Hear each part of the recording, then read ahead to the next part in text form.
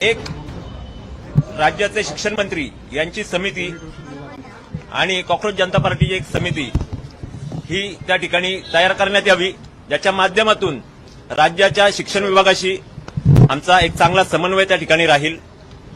दुसरी मागणी अशी होती की त्यांनी राज्यातील तालुकानिहाय, जिल्हानिहाय आणि शहर पातळीवर शिक्षण अधिकाऱ्यांना त्या ठिकाणी त्यांनी निर्देश द्यावेत की या कॉक्रोच जनता पार्टीच्या स्कूल ठीक करो आंदोलनाला आपण सहकार्य करावे।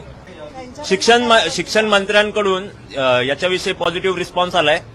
त्यांनी सचिवांकडे या गोष्टीसाठी पाठपुरावा करण्याची त्यांनी त्या ठिकाणी माहिती दिली आहे की एक कॉक्रोच जनता पार्टी समिती सचिवांशी त्या ठिकाणी समन्वयात राहील आणि अशा प्रकारे चांगला रिस्पॉन्स नक्कीच आलाय। जे अधिकाऱ्यांकडून रेजिस्टन्स फेस केला जातोय ग्राउंड लेवलला की त्यांच्याकडून माहिती देण्यात किंवा शाळेला टाळे ठोकून आणि गायब होतात किंवा कोणी व्हिडिओ फोन बंद करून बसतो, तर या संबंधी शिक्षण मंत्र्यांकडून त्यांना डायरेक्शन दिलं जावं की जे काही सहकार्य लागेल, शेवटी शिक्षण मंत्री असू द्या किंवा सीजेपी असू द्या, सगळ्यांचं एकच उद्दिष्ट आहे की शाळा ज्या आहेत त्यांची परिस्थिती सुधारली पाहिजे।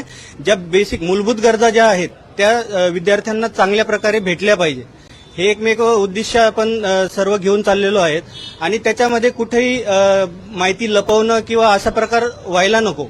तर यासाठी आम्ही शिक्षण मंत्र्यांकडे मागणी केली की आपल्या साईडनी डायरेक्शन एक दिलं जावं की सर्वांनी सीजेपीला सहकार्य करावे आणि त्यांच्याकडूनही त्याच्याबद्दल एक पॉझिटिव्ह रिस्पॉन्स आम्हाला मिळालेला आहे। ते म्हटले की जे काही अडचण असेल तुम्ही सचिवांना दाखवा, सचिवांना द्या।